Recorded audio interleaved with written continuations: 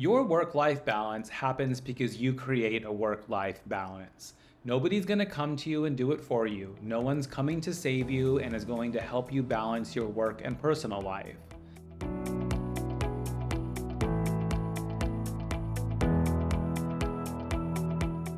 If you don't get a balance in your work and personal life, though, it's going to catch up with you. You're going to end up having anxiety problems, depression, blood pressure problems, or like me, you might end up in the hospital. There are serious consequences for not taking care of yourself and making sure you have a balance between your personal and professional life. I am Matt Gerlach, and welcome to Matters of the Mind Rise to Your Worth. I work with super successful people who struggle with anxiety and burnout and help them reach maximum potential in their lives and their business to create maximum profit, maximum impact, and maximum freedom. I don't know any super successful person that doesn't struggle with a work-life balance situation. And the thing is, nobody's coming to do this for you. No one's coming to do it for me either. We have to make it for ourselves. And it's imperative that we do it.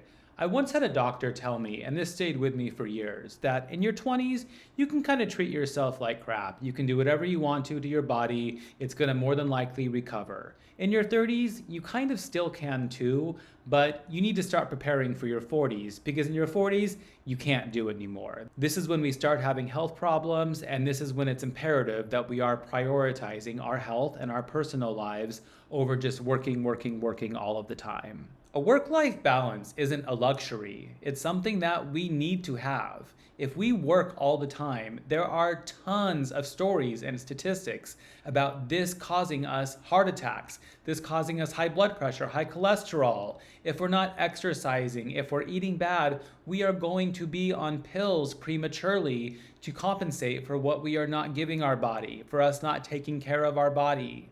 The stress is a killer. I don't know how many articles, how many stories we have to hear before we realize that stress is real. We need to do something about this stress and we can't just ignore it. I have developed an excellent work-life balance, and it has not been easy. I am not claiming that this happened overnight. This happened over really my whole life, but really like 5-6 years of work, and I'm here today to hopefully give you permission to create a work-life balance for yourself, which I think is the hardest part of this whole journey, but also give you some tips and tricks and ways that I do that. I think that a work-life balance is imperative, and the best way that I know to do that is to prioritize my personal life before I start my work life. I do think, this is just my experience, it is virtually impossible for me to consistently get out and go to the gym in the afternoon or the evening, or I might be too tired to do things like that. I'm not going to always be able to make myself a meal in the evening, which is why I prepare for that in the morning. I take all of the precautions that I can to make sure that I'm accomplishing my goals and I am taking care of my personal life, which is my most important thing before I let the busyness of the day sweep me away. So I'll never forget, after I started my business, a few months later, David and I moved to LA. I had already been to the hospital. The first night we moved to LA, I thought I was dying of a heart attack.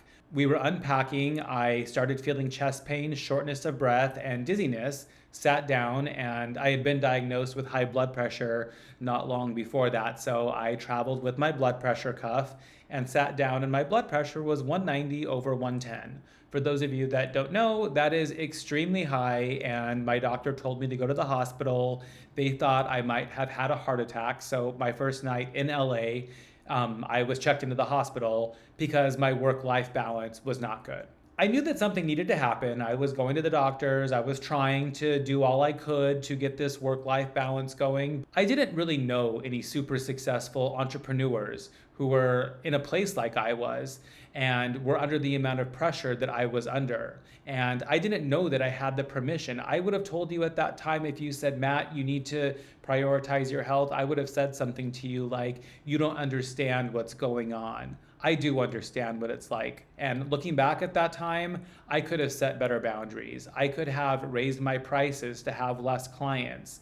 And I could have mainly understood that the work never stops. You think about it. I mean, you send an email and one comes back, and then you keep going and going and going.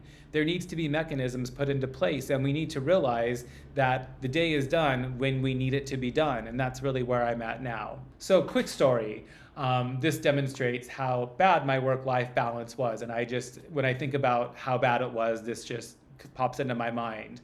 I would wake up at 3 o'clock in the morning without an alarm clock. That was when anxiety and worry would wake me up in the morning. I would open my laptop. David would leave for work or go to the gym actually before work, maybe around 7. I'd probably start smoking cigarettes around 8 o'clock in the morning. And I would eat no food at all. I was drinking coffee and smoking cigarettes until about 2 or 3 o'clock. And then I would take Bruno for a long walk. We'd go to Yogurt Land, and I would pile my frozen yogurt high with Heath Bar candy. I like Heath Bar. I guess I still like it, but I really liked it back then. So I was nicotine, caffeine, and I had a ton of sugar in my body. And that was my nutrition for the day until dinner. I did drink a lot of water. That's something that I always took care of myself with. So that probably was the only little crutch that was keeping me going. But on one particular day, I was walking around the streets of West Hollywood after I had my yogurt. I was with Bruno, and this old woman, she was probably in her 70s at the time, approached me. I was crying because of the lack of work-life balance I had. And she asked me, "Are you okay?" And I said, "No, I'm not okay." She said, "Can I help you?" And I said, "I will absolutely allow the help." And I would allow anyone to help me at that time. And she told me about her story. She had lost her adult son, I believe, to addiction. And she had turned to actually drugs and alcohol. She herself was smoking marijuana and drinking. And a few years prior, she had finally stopped. And she had found meditation. And she asked me if she could come over to my house the following day and teach me how to meditate. I said yes. She came over and we sat in my couch and she showed me how to meditate. She also gave me the book 10% Happier, which is written by a man named Dan Harris. He is an ABC news anchor who had a panic attack on national television because he admits this in his book, he was using cocaine and he was not taking care of himself either, driven by success, thought that anxiety, that constant edge was what was keeping him successful.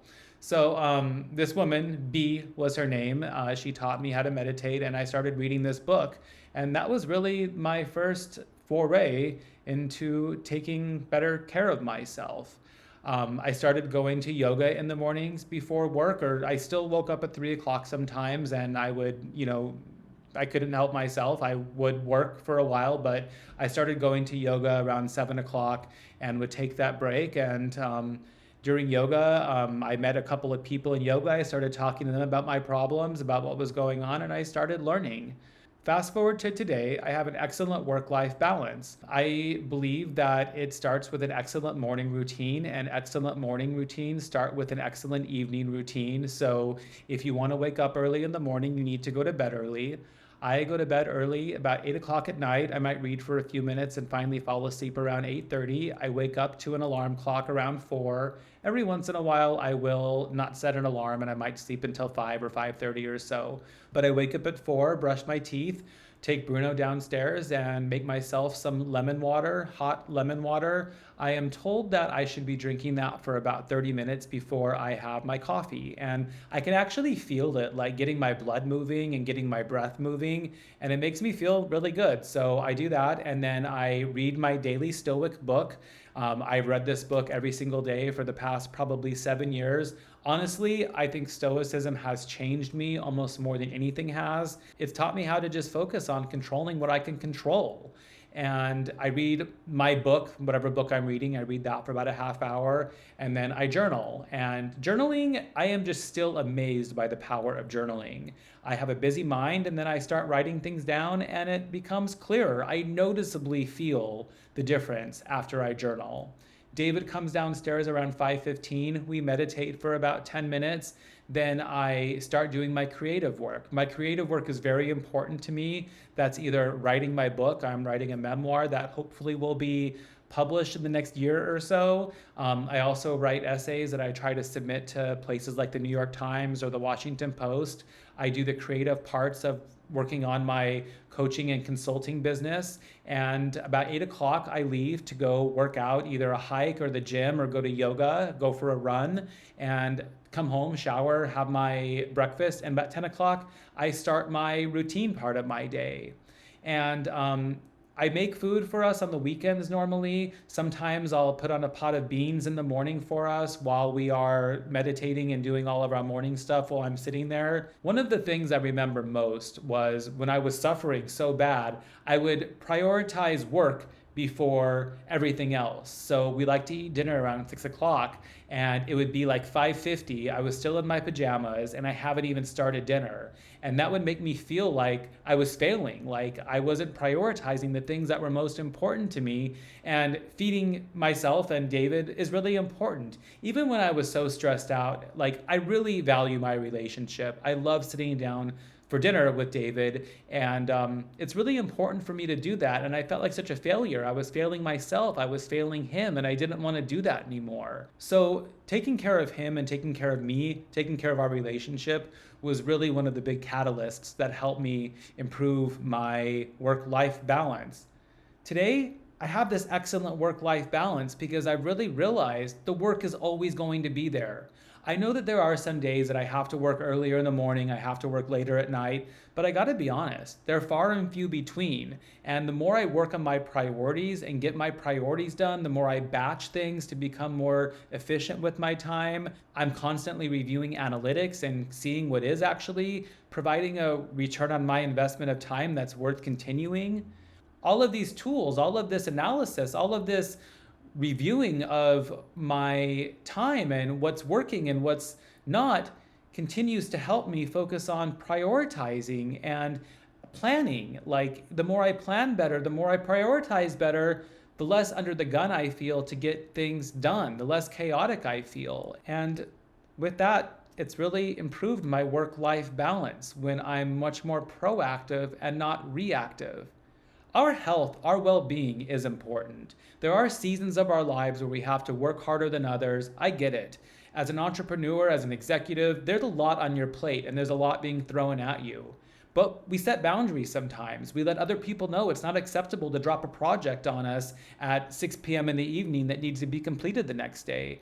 We also need to prioritize ourselves. And for me, I don't really ask people to do things that I wouldn't do myself. Like if there is something important to the business, it's on me to plan for that better. I can't just like put my stress on somebody else because I didn't plan better. And sure, is there lost revenue sometimes because of bad planning? Yes, but that's the way it goes. That's the kind of company that I like to create, where my problems, my bad planning, urgent things that come up aren't necessarily somebody else's problem either. I save those favors for when something really is urgent and unplanned that is really, really, really important.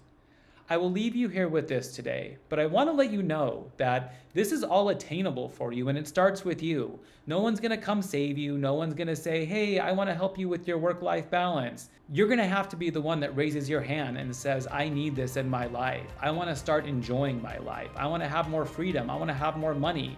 I want to make more impact. I am a high-performance coach. I work with people just like you to help you create this work-life balance. If any of this sparked anything inside you, please reach out to me. I would love to schedule a free support session with you. On my website, there is a 6-step guide where you could start planning your dream life. And this is the guide that I've created from distilling my past 8 years, $200,000 in therapy and coaching. I put it all into this guide and I help people through that because that's where it all starts. You create the life you want, and I help support you in making that dream a reality. If you enjoyed this today, I would be really grateful for a review or for you sharing this with any friends of yours. Thank you so much, and I'll catch you next time.